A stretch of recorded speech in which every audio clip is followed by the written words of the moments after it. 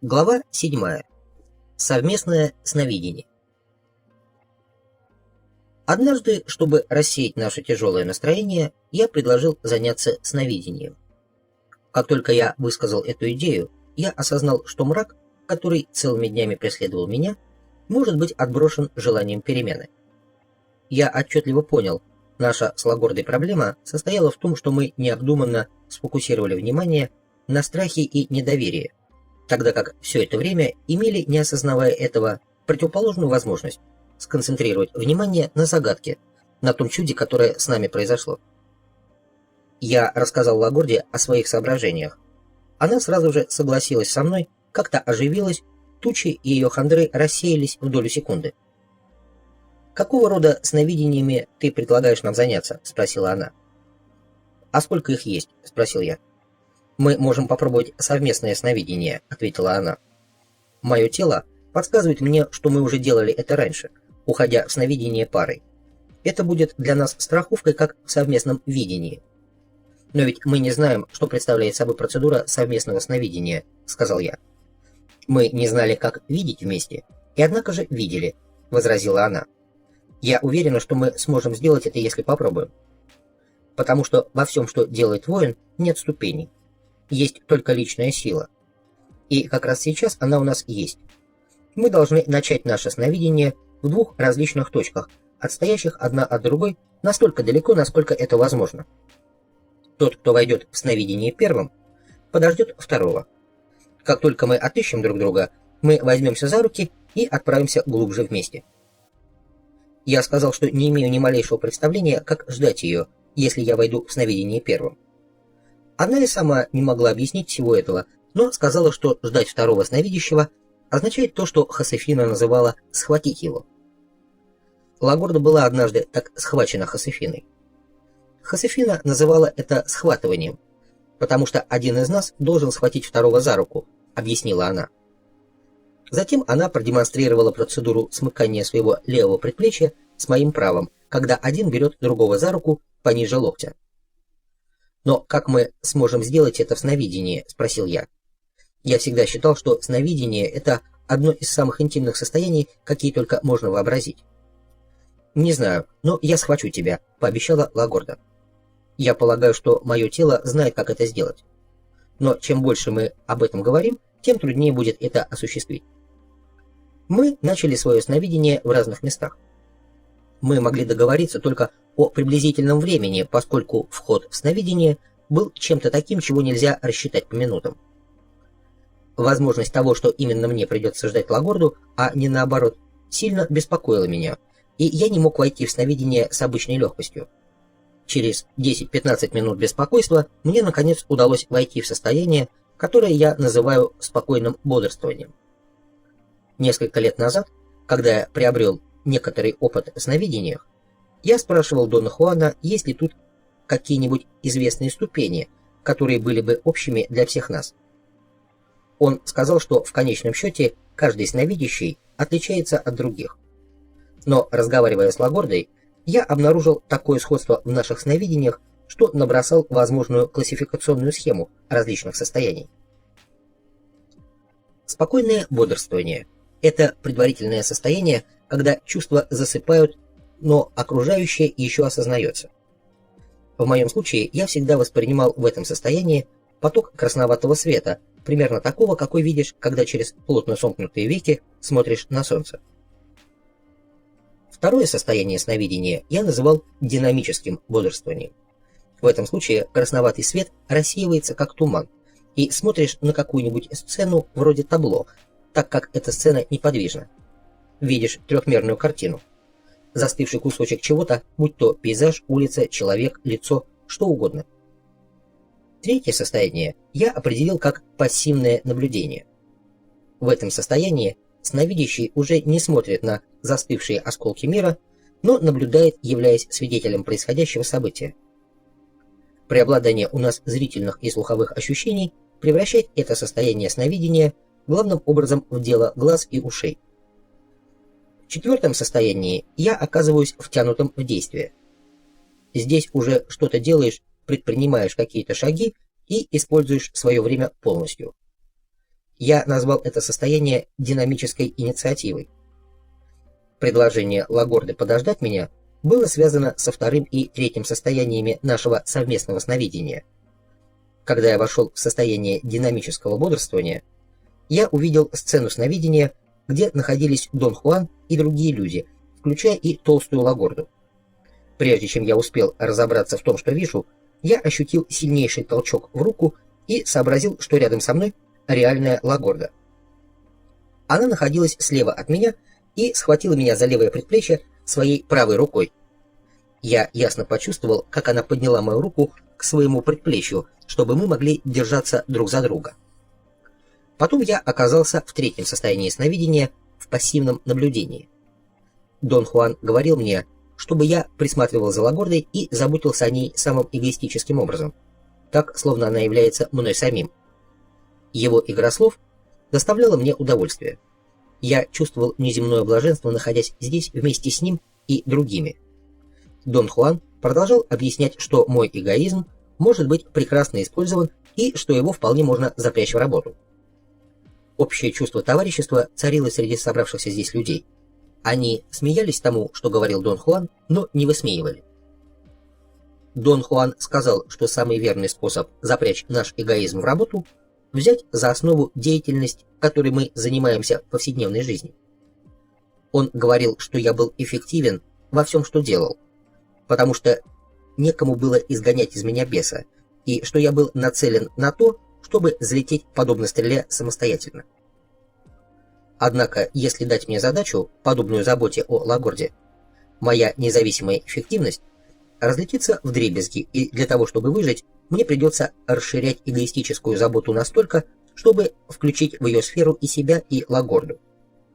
Только помогая ей, подчеркнул Дон Хуан, я смогу найти ключи к выполнению своей задачи. Лагорда обхватила меня за шею своими толстыми руками. Дон Хуан вынужден был остановиться. Он так смеялся, что не мог продолжать говорить, все просто с ног падали от хохота. Я ощущал раздражение и недовольство Лагордой. Я попытался освободиться от объятий, но ее руки были крепко сомкнуты у меня на шее. Дон Хуан сделал знак рукой, чтобы остановить меня. Он сказал, что испытываемое мною минимальное раздражение – ничто по сравнению с тем, что меня ждет.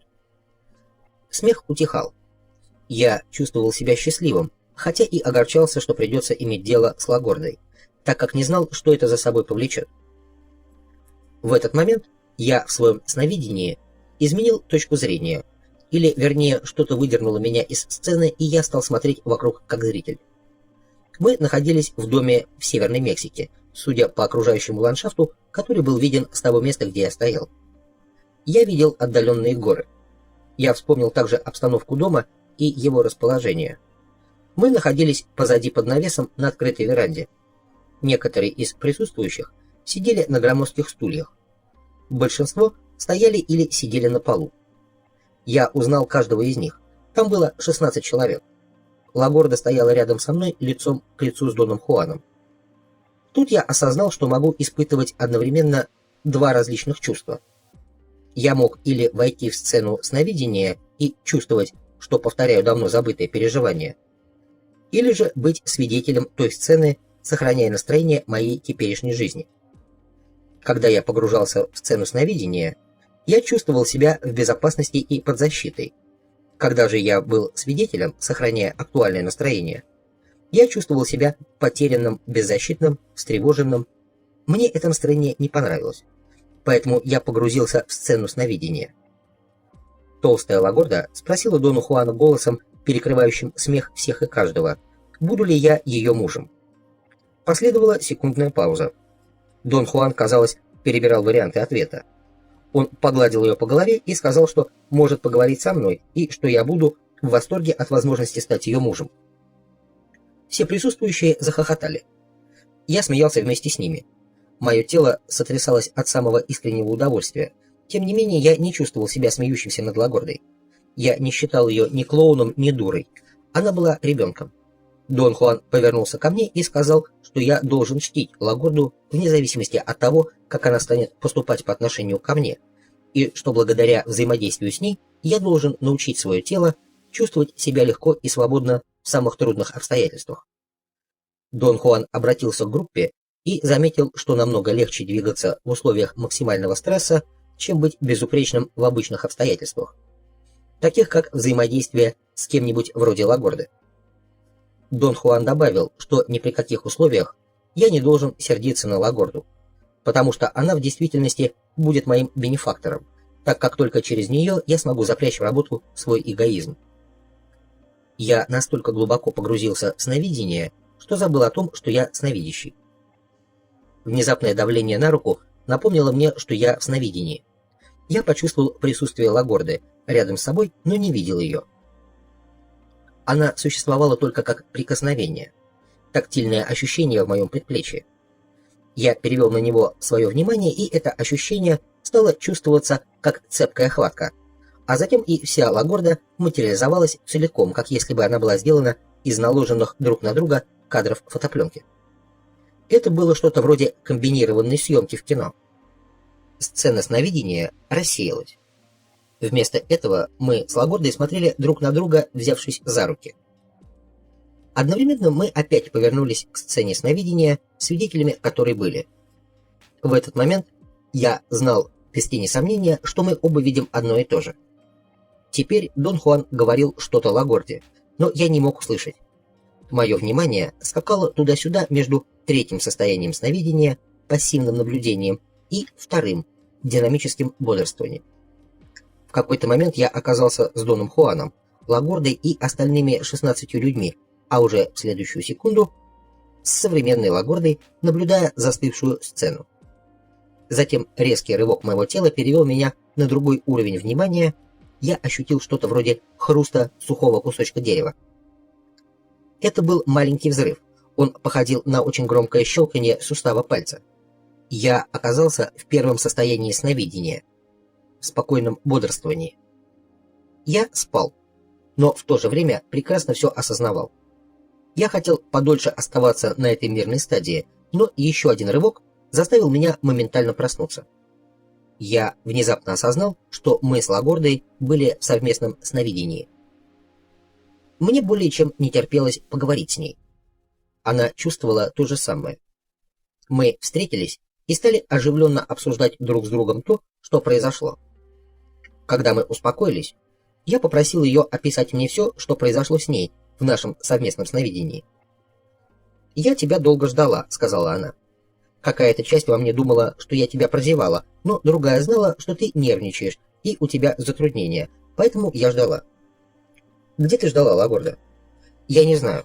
Я знаю, что уже вышла из красноватого света, но еще ничего не могла видеть, и как бы нащупывала дорогу. А может, я все еще была в красноватом свете? Хотя нет, он не был красноватым. Место, где я находилась, было окрашено в светло-персиковый цвет. Затем я закрыла глаза, и там был ты. Ты, казалось, готов был уйти, и поэтому я схватила тебя за руку. Затем я увидела Нагваля, тебя, себя, других людей в доме Висенте. Ты был моложе, а я была жирная. Упоминание о доме Висенте внезапно навело меня на мысль, о которой я рассказал Лагорде.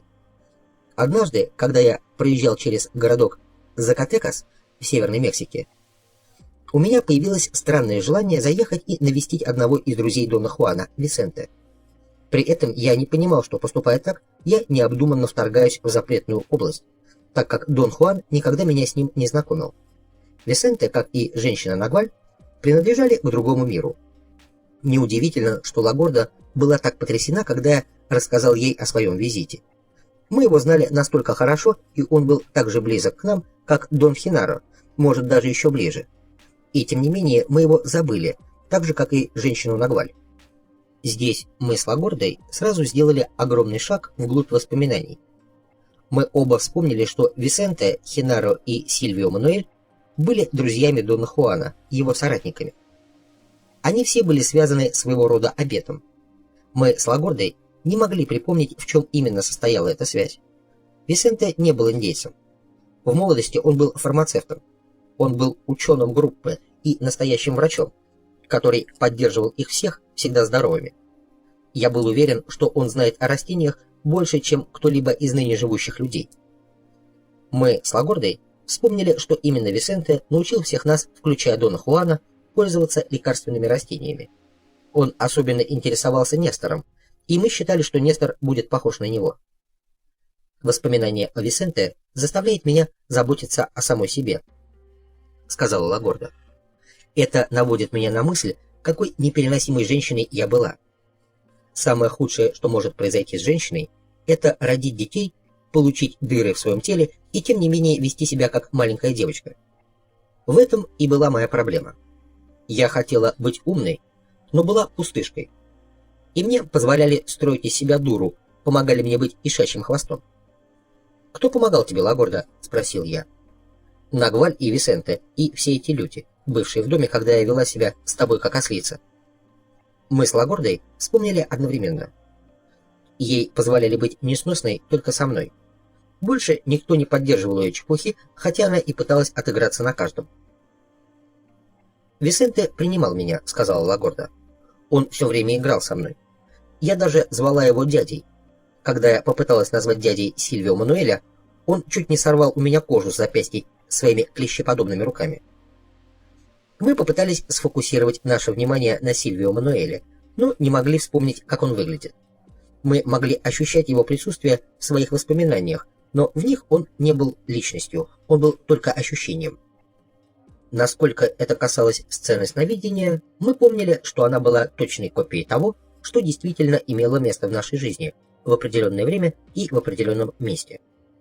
Но мы никак не могли вспомнить, когда именно. Я, однако, знал, что принял заботу о Лагорде как средство самовоспитания и подготовки к преодолению трудностей взаимодействия с людьми. Совершенно необходимо было воспитать в себе чувство легкости при столкновении с затруднительными социальными ситуациями. И здесь никто не мог быть лучшим тренером, чем Лагорда. Проблески воспоминаний, появлявшиеся у меня о толстой Лагорде, проистекали именно из этих обстоятельств, так как я буквально последовал указаниям Дона Хуана. Лагорда сказала, что ей не нравилось настроение сцены сновидения. Она бы предпочла просто следить за ней, но я втащил ее внутрь сцены, заставив переживать ее старые чувства, которые были ей отвратительны. Ее неудобство было так велико, что она намеренно потащила меня за руку, чтобы прервать наше участие в чем-то столь неприятном для нее. На следующий день мы договорились о времени нашего следующего сеанса совместного сновидения. Она начала его из своей спальни, а я из своего кабинета. Но ничего не произошло. Мы выдохлись уже от попытки войти в сновидение. Целыми днями после этого мы пытались достичь эффективности нашего первого опыта. С каждой неудачей мы становились все ожесточеннее и упрямее. Перед лицом наших неудач я решил, что нам следует на некоторое время отказаться от совместного сновидения и проанализировать его концепции и процедуры, подробнее рассмотреть сам процесс сновидения. Лагорда поначалу не соглашалась со мной. Для нее идея, что необходим обзор всего, что мы знаем о сновидении, была как бы еще одним способом сложить руки и сдаться. Она предпочитала продолжать попытки, даже если мы не добиваемся успеха. Я настаивал, и она в конце концов приняла мою точку зрения, просто из чувства растерянности. Однажды вечером мы сели и так подробно, как только могли, стали обсуждать все, что мы знаем о сновидениях. Вскоре выяснилось, что здесь есть несколько ключевых тем, которым Дон Хуан придавал особое значение. Прежде всего, это сам акт сновидения. Он, видимо, начинается как совершенно особое состояние осознания, к которому приходишь, фокусируя остаток сознания, который еще имеешь во сне, на отдельных чертах или элементах сна. Этот остаток сознания, который Дон Хуан называл вторым вниманием, вводился в действие или запрягался в работу при помощи упражнения неделания. Мы считали, что существенной помощью сновидению было состояние умственного покоя, которое Дон Хуан называл остановкой внутреннего диалога или неделанием разговора с самим собой. Чтобы научить меня выполнению этого, он обычно заставлял меня усиливать периферическое зрение. Этот метод был эффективен сразу в двух планах. Он позволял мне остановить свой внутренний диалог и тренировал мое внимание. Заставляя меня концентрировать внимание на периферии поля зрения, Дон Хуан усиливал мою способность сосредотачиваться в течение длительного времени на одной единственной деятельности. Позднее, когда я добился успеха в концентрировании внимания, я мог часами заниматься какой-нибудь нудной работой, не отвлекаясь, на что ранее не был способен. Дон Хуан говорил мне, что наилучший способ войти в сновидение – это концентрировать внимание на кончике грудины, на верхней части живота. Он сказал, что энергия, нужная для сновидения, исходит из этой точки. Та же энергия, которая нужна, чтобы перемещаться в сновидениях, исходит из области, расположенной на 2-5 см ниже пупка. Он называл эту энергию волей, или силой собирать воедино и выбирать. У женщин как внимание, так и энергия для сновидения исходят из матки. Сновидение женщины должно исходить из матки, потому что это ее центр, заметил Лагорда. Мне для того, чтобы начать сновидение или прекратить его, нужно всего лишь сконцентрировать внимание на моей матке. Я научилась чувствовать ее внутреннюю поверхность. Я вижу красноватое сияние и тут же выхожу. Сколько времени тебе требуется, чтобы увидеть его? Несколько секунд. В то же мгновение, когда мое внимание сосредотачивается на матке, я уже в сновидении, продолжала она. У меня обычно никогда нет с этим проблем. У женщин всегда так. Самое трудное для нас — понять, как начать. Мне потребовалось 2 года, чтобы прервать внутренний диалог и сконцентрироваться на матке. Может, поэтому женщина всегда и нуждается в ком-либо, кто направлял бы ее. Нагваль клал мне на живот холодные мокрые речные камни или просто какой-нибудь грузик, чтобы я почувствовала эту точку. У меня было свинцовое грузило, которое он дал мне. Он заставлял меня закрывать глаза и концентрировать внимание на той точке, где находится груз. Каждый раз я засыпала. Но это его не заботило. Фактически не имеет значения, что делаешь, до тех пор, пока внимание сконцентрировано на матке. В конце концов, я научилась концентрироваться на этой точке без всякого грузика. Однажды я самостоятельно вошла в сновидение. Я чувствовала свой живот в том месте, куда Нагваль так часто клал грузик, когда внезапно заснула, как и обычно, но только при этом что-то толкнуло меня в матку. Я увидела красноватое сияние, а затем совершенно изумительный сон. Но как только я попыталась пересказать его Нагвалю, я поняла, что это не был обычный сон. Я не смогла объяснить ему, что это был за сон. Просто я чувствовала себя очень сильной и счастливой. Он сказал, что это было сновидение. С тех пор он никогда не клал на меня грузик.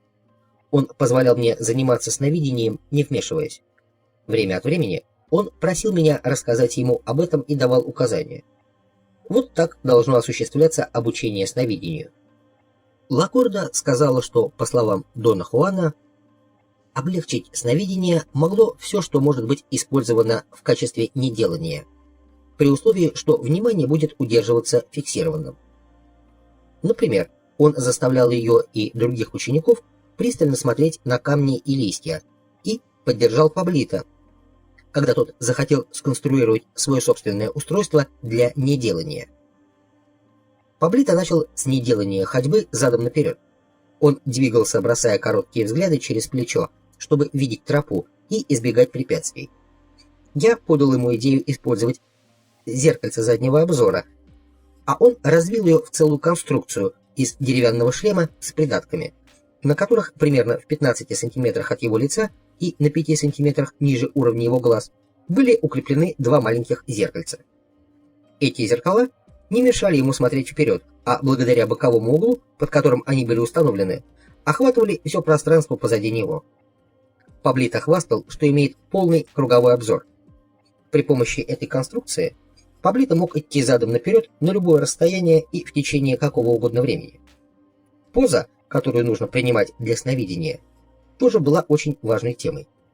«Не знаю, почему Нагваль не говорил мне с самого начала, — сказала Лагорда, — что лучшей позой для женщины, чтобы начать сновидение, будет сесть со скрещенными ногами, а затем дать телу упасть, что оно и сделает, если сосредоточить внимание на сновидении». Нагваль сказал мне об этом, наверное, через год после того, как я начала. Теперь я секунду сижу в таком положении, затем ощущаю свою матку И вот я уже в сновидении. В самом начале я так же, как и Лагорда, входил в сновидение лежа на спине, пока однажды Дон Хуан не сказал мне, что я добьюсь лучших результатов, если буду сидеть на тонкой мягкой циновке, сложив ступни ног одна к другой и положив бедра так, чтобы они касались циновки. Он указал, что поскольку у меня гибкие тазобедренные суставы, то я должен развивать их так, чтобы мои бедра полностью прилегали к циновке. Он добавил, что если я буду входить в сновидение в таком сидячем положении, то мое тело не соскользнет и не упадет в сторону, а туловище наклонится вперед, и я лягу лбом на ступни. Еще одной очень важной темой было время, когда следует входить в сновидение. Дон Хуан говорил нам, что наиболее благоприятны для этого поздний вечер и раннее утро. Причина, по которой он предпочитал именно эти часы, крылась в том, что он называл практическим применением знания магов. Он сказал, что поскольку заниматься сновидением приходится в окружении людей, следует выбирать наилучшие условия для уединения и отсутствия вмешательства.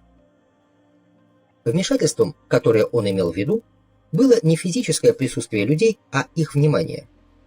По словам Дона Хуана, бессмысленно уходить из мира и прятаться, потому что даже если человек совсем один в уединенном и пустынном месте, вмешательство людей превалирует, потому что невозможно отключить их первое внимание. В зависимости от местности, в часы, когда большинство людей спит, это вмешательство резко снижается, потому что именно в эти часы спит первое внимание окружающих. Это привело его к описанию второго внимания. Дон Хуан объяснял нам, что внимание, необходимое в начале сновидения, должно быть насильственно остановлено на определенной детали сна. Таким образом, за счет обездвиживания внимания, обычный сон можно превратить в сновидение. Далее он объяснил, что в сновидении приходится пользоваться теми же механизмами внимания, что и в повседневной жизни. Наше первое внимание приучено с большей силой концентрироваться на деталях мира, чтобы превращать аморфную и хаотическую сферу восприятия в упорядоченный мир осознания. Дон Хуан сказал также, что второе внимание выполняло функции приманки, притягивающей шанс. Чем чаще им пользуются, тем выше вероятность достичь желаемого результата. Но это была также и функция внимания вообще, функция, принимаемая настолько, как само собой разумеющаяся в обычной жизни, что ее перестали замечать. Если мы сталкиваемся с удачей, мы говорим о ней как о случае или совпадении, а не о том, что второе внимание указало нам на событие. Обсуждение второго внимания подготовило почву для второй ключевой темы – тело сновидения.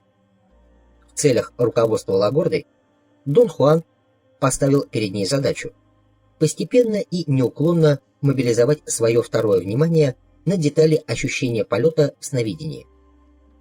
«Как ты научилась летать в сновидении?» – спросил я ее. «Тебя кто-нибудь учил?» «Нагваль Хуан Матус учил меня здесь, в этом мире», – ответила она. «И в сновидении меня учил кто-то, кого я никогда не могла увидеть. Это был только голос, говорящий мне, что я должна делать.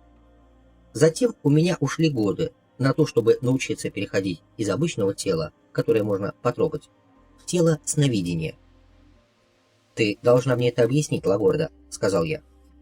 «Ты училась входить в тело сновидения, когда видела в сновидении, что выходишь из своего тела. Но, насколько я могу судить, Нагваль не дал тебе никакой специальной задачи, поэтому ты отправляешься по любой из дорожек, по какой только можешь. Передо мной же стояла задача использовать свое тело сновидения. Такую же задачу имели и сестрички. Дон Хуан сказал, что как только научишься сновидению, любой сон, который ты можешь запомнить, уже не является сном. Это сновидение. В моем сне я однажды видела себя летающей, подобно воздушному змею. Я рассказала об этом Нагвалю, так как мне понравилось ощущение парения. Он воспринял все это очень серьезно и превратил в задачу. Тогда я стала стараться летать в сновидении. Но я не могла его настроить. Чем больше я старалась воздействовать на свое тело сновидения, тем труднее это становилось. В конце концов Нагваль сказал, чтобы я перестала пытаться и позволила этому прийти самому. Шаг за шагом я училась летать в сновидениях. Именно тогда какой-то голос начал говорить мне, что надо делать. Это был женский голос, как я всегда чувствовала. Когда я научилась летать в совершенстве, Нагваль сказал, что каждое движение полета, которому я научилась в сновидении, я должна повторять наяву. У тебя была такая же возможность, когда саблезубый тигр учил тебя дышать. Но ты никогда не превращался в тигра в сновидении, поэтому не мог бы сделать это в состоянии бодрствования. Ну а я научилась летать в сновидении. Сдвигая свое внимание в тело сновидения, я могла летать как воздушный змей, и тогда, когда бодрствовала. Однажды я показала тебе, как я летаю, так как хотела, чтобы ты увидел, как я научилась пользоваться сновидением. Но ты не знал, что происходит. Она имела в виду тот случай, когда она перепугала меня своим невообразимым имитированием реального парения в воздухе, подобно воздушному змею. Событие это настолько далеко выходило за рамки моего понимания, что я едва мог начать его обдумывать хоть сколько-нибудь логично. Как всегда, когда я сталкивался с такими вещами, я относил их к аморфной категории ощущения в условиях стресса. Я придерживался мнения, что в условиях сильного стресса восприятие органов чувств очень сильно искажается. Мое объяснение ничего не объясняло, но, казалось, удерживало разум в умиротворенном состоянии. Я сказал Лагорде, что в том, что она называла своим переходом в тело сновидения, должно быть еще и многое другое, помимо простого повторения летательных движений. Прежде чем ответить, она немного подумала. «Я полагаю, Нагваль тебе тоже говорил, — сказала она, — что единственное, что на самом деле имеет значение при таком переходе, это закрепление второго внимания. Нагваль говорил тебе, что именно внимание создает мир. Он был, конечно, абсолютно прав. У него были причины так говорить. Он был мастером внимания. Я думаю, он сознательно ставил передо мной задачу самой понять, что все, что мне требуется, чтобы перейти в тело сновидения, это сфокусировать свое внимание на акте полета. Здесь важно прежде всего накапливать внимание в сновидении, чтобы наблюдать за всем, что делаешь во время полета. Это единственный способ культивировать второе внимание.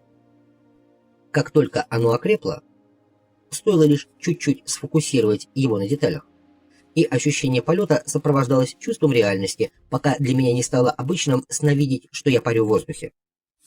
Таким образом, в деле полета мое второе внимание было обострено.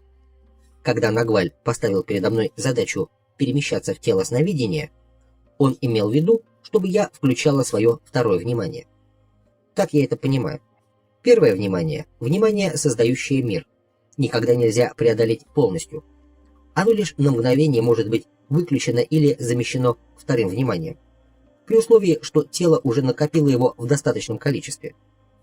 Искусство сновидения является естественным путем накопления второго внимания.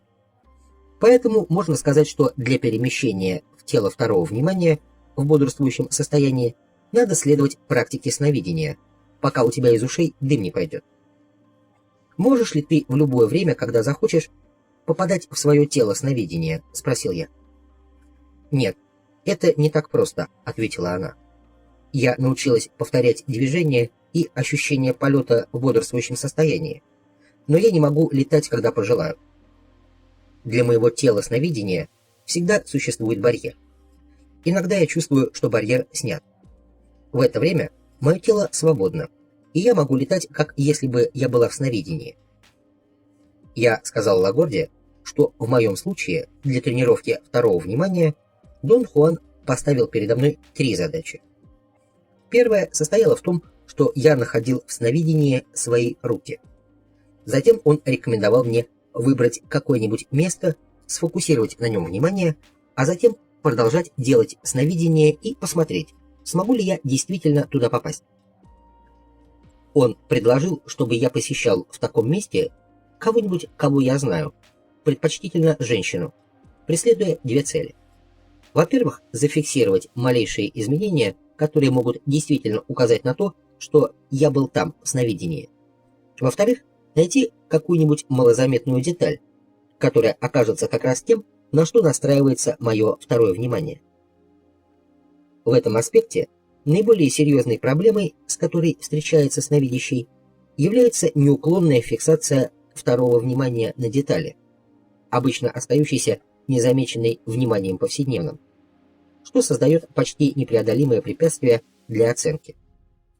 То, что ищешь в сновидении, оказывается совсем не тем, чему уделяешь внимание в повседневной жизни. По словам Дона Хуана, только в период обучения необходимо прилагать усилия к тому, чтобы сделать второе внимание неподвижным. После этого приходится выдерживать почти непреодолимое давление второго внимания и лишь мельком бросать взгляды на окружающее. В сновидении следует удовлетворяться самыми краткими видениями всего, так как если на чем-то сфокусируешься, мгновенно теряешь контроль. Последней обобщенной задачей, которую он передо мной поставил, был выход из тела. Я частично преуспел в этом и всегда считал это своим единственным реальным достижением в сновидении. Дон Хуан исчез прежде, чем я усовершенствовал ощущение в сновидении, что я могу свободно обращаться с миром повседневных вещей, находясь тем временем в сновидении.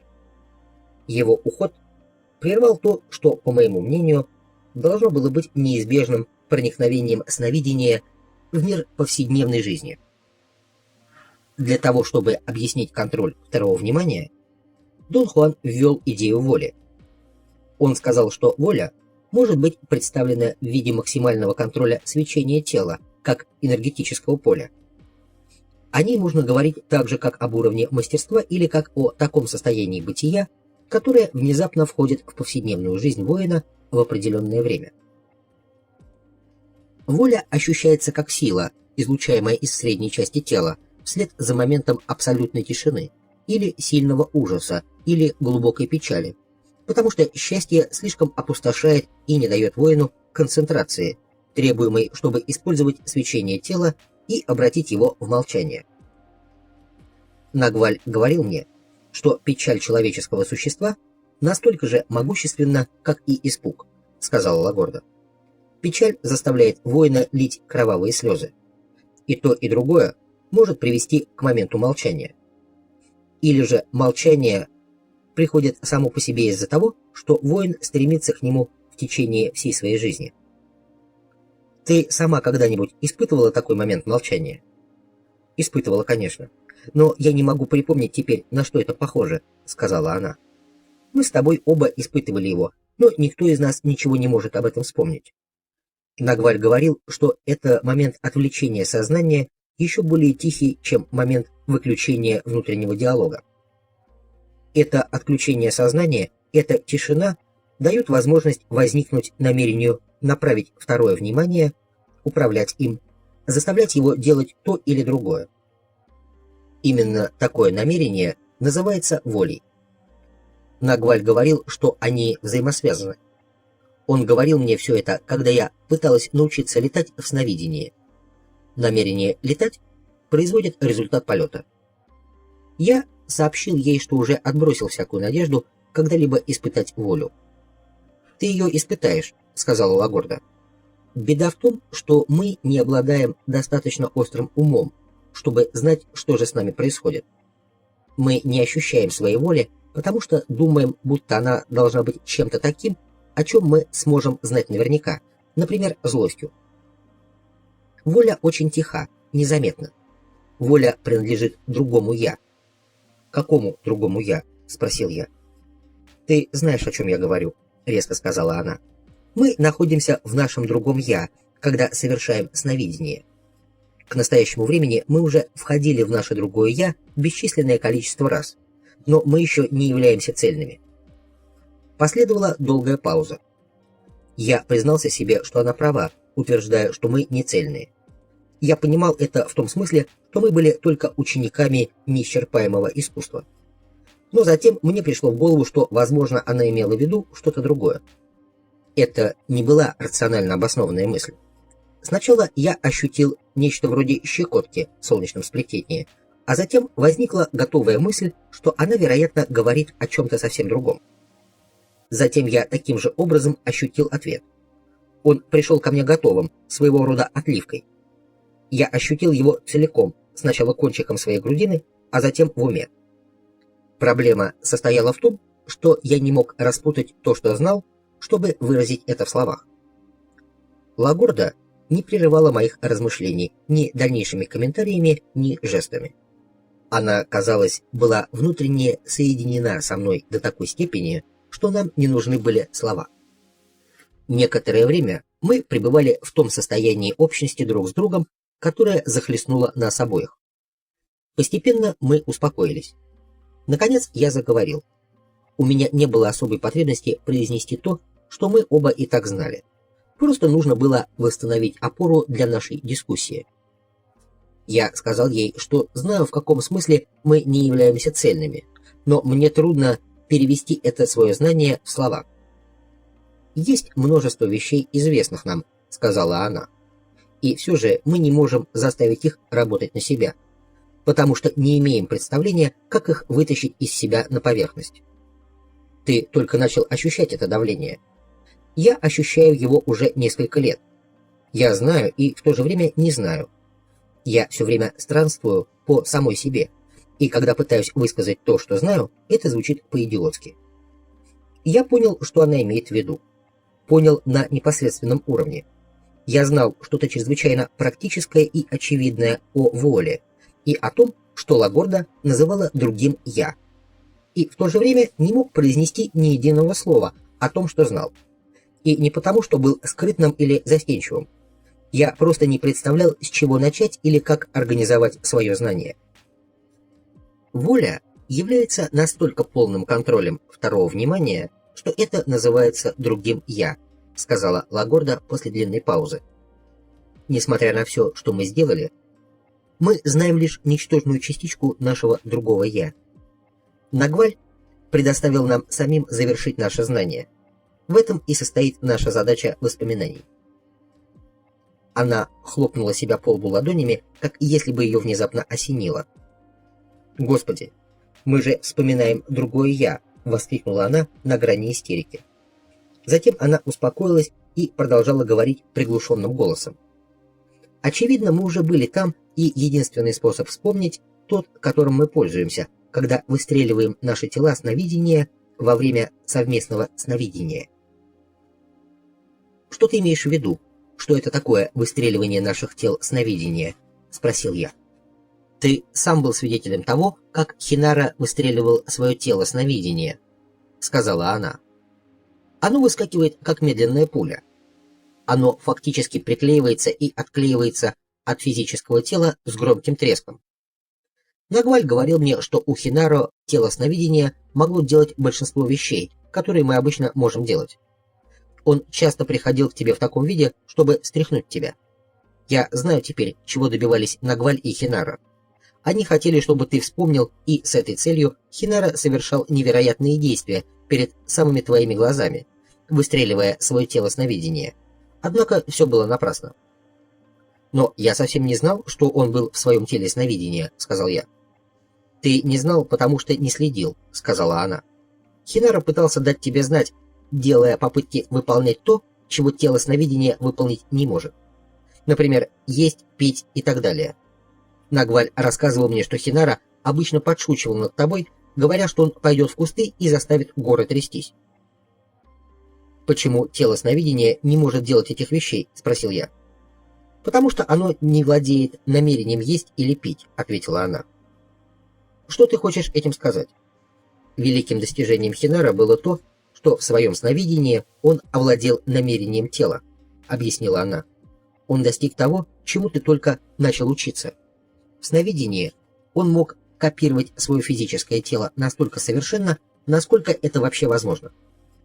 Но у тела сновидения и у физического тела намерения различны. Например, тело сновидения может проходить сквозь стены, потому что оно знает намерение растворяться в воздухе. Физическое тело знает намерение еды и питья, но не исчезновения. Для физического тела Хинаро пройти сквозь стену было столь же невозможно, как для его тела сновидения поесть. Лагорда немного помолчала, как бы оценивая то, что она только что сама сказала.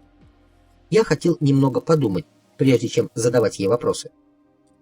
«Хинара довел до совершенства только намерение своего тела сновидения», — сказала она. «Сильвио Мануэль, с другой стороны, был абсолютным хозяином намерения. Теперь я знаю, что причина, по которой мы не можем вспомнить его лицо, состоит в том, что он не был таким, как все остальные. Что тебя заставляет так говорить, Лагорда?» Она начала было пояснять, что имела в виду, но оказалась не в состоянии вразумительно выразить свои мысли.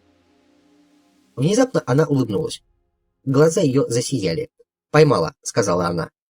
«Нагваль говорил мне, что Сильвио Мануэль был мастером намерения, поэтому он постоянно находился в своем другом «я». Он был настоящим руководителем. Он стоял позади всего, что делал Нагваль. Фактически, благодаря ему, Нагваль стал заботиться о тебе». Я испытывал большое физическое неудобство, слушая, как Лагорда мне это говорит. У меня даже чуть не расстроился живот, и я предпринимал отчаянные усилия, чтобы Лагорда этого не заметила. Я отдувался. Она на секунду остановилась, а затем продолжала, как бы приняв решение не обращать внимания на мое состояние. Вместо этого она начала на меня кричать. По ее мнению, сейчас было самое время развеять наше огорчение, напомнив мне о моих чувствах отстраненности после того, что произошло в Мехико. Лагорда сказала, что горечь я чувствовал не потому, что она примкнула к другим ученикам, встав против меня, а потому, что приняла участие в срывании с меня маски. Я объяснил ей, что эти чувства у меня уже прошли.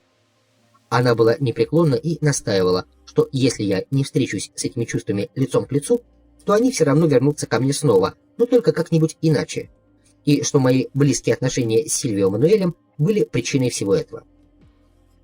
Я сам не мог поверить тем сменам настроения, через которые я прошел, услышав такое заявление. Я как бы стал сразу двумя людьми. Один разъяренный, с пеной у рта, другой спокойный, наблюдающий. Последовал еще один спазм живота, и мне стало плохо. Однако этот спазм вызвала не тошнота, скорее это была неудержимая ярость. Когда я наконец успокоился, я был раздражен своим поведением и беспокоился о том, что этот инцидент может случиться со мной вновь в другое время.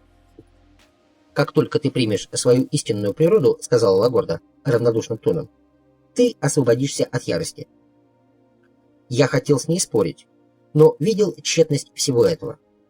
Кроме того, мой приступ ярости оставил меня совсем без энергии. Я рассмеялся при мысли, что не буду знать, как поступить, если окажется, что она права. Затем мне пришла в голову мысль, что все возможно, если я умудрился забыть о женщине Нагваль. У меня было странное ощущение не то тепла, не то раздражения в горле, как если бы я поел горячей острой пищи. В теле я ощутил тревогу, как будто знал, что кто-то крадется у меня за спиной. И в тот же момент я узнал нечто такое, чего не знал мгновением раньше. Лагорда была права. Ответственным за меня был Сильвио Мануэль. Лагорда громко рассмеялась, когда я рассказал ей все это. Она ответила, что тоже вспомнила кое-что о Сильвио Мануэле. «Я не помню его как личность», — продолжала она, «но я помню, что говорил мне о нем Нагваль». «Что же он тебе говорил?» «Он говорил, что когда Сильвио Мануэль был на этой земле, он был такой, как Элихио. Он исчез однажды, не оставив следа, и вошел в другой мир. Он отсутствовал много лет, а затем однажды вернулся. Нагваль говорил, что Сильвио Мануэль не помнил, ни где был он сам, ни что он делал, но его тело изменилось. Он вернулся назад в этот мир, но он вернулся в другом «я». «Что еще он говорил, Лагорда?» — спросил я. «Я не могу больше вспомнить. Это похоже на взгляд сквозь туман». Я знал, что если мы сосредоточимся сильнее, то вспомним, кем же был Сильвио Мануэль. Я сообщил ей об этом. «Нагваль говорил, что намерение присутствует всюду», — внезапно сказала она. «Что это значит?» — спросил я. «Не знаю», — ответила Лагорда.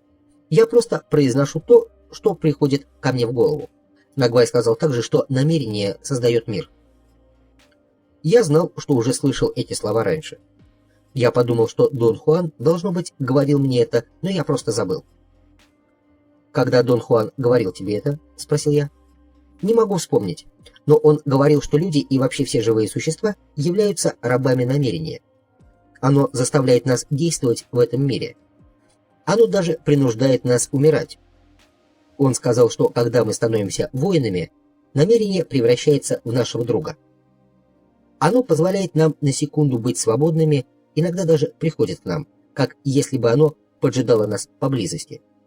Он говорил мне, что сам был только другом намерения. Сильвио же Мануэль был его хозяином. Целые армады скрытых воспоминаний бились во мне, чтобы вырваться на поверхность. На минуту я испытал ужасное замешательство. А затем что-то во мне внезапно сдалось. Я успокоился. Я больше не интересовался открытиями о Сильвио Мануэле. Лагорда интерпретировала мою смену настроения как признак того, что мы готовы лицом к лицу встретить свои воспоминания о Сильвио Мануэле. Нагваль всем нам показывал, что он может делать со своим намерением, внезапно сказала она. Он мог заставлять вещи появляться, призывая намерение. Он говорил, что если я захочу летать, то должна буду вызвать намерение полета. Затем он показал мне, как он сам может призывать его, прыгнув в воздух и пролетев круг надо мной, как огромный воздушный змей. Или же он заставлял предметы появляться или исчезать в его руке. Он сказал, что знал намерение многих вещей и мог вызвать эти вещи, направляя на них свое намерение. Различие между ним и Сильвио Мануэлем состояло в том, что Сильвио Мануэль, будучи хозяином намерения, знал намерение всего. Я заметил, что ее объяснение требует дальнейших уточнений. Она, казалось, изо всех сил пытается организовать слова в своем уме. «Я научилась только намерению летать», — сказала она, повторяя все чувства, которые у меня были, когда я летала в сновидении. Нагваль за свою жизнь научился намерению сотен вещей, но Сильвио Мануэль пришел к самому источнику. Он коснулся его. Ему не надо было учиться намерению чего бы то ни было. Он составлял с намерением единое целое. Проблема заключалась в том, что у него не осталось больше желаний, потому что намерение не имеет своих собственных желаний. Поэтому Сильвио Мануэль мог сделать все, чего бы Нагваль не пожелал. Нагваль направлял намерение Сильвио Мануэля. Но поскольку Нагваль также не имел желаний, большую часть времени они вообще ничего не делали.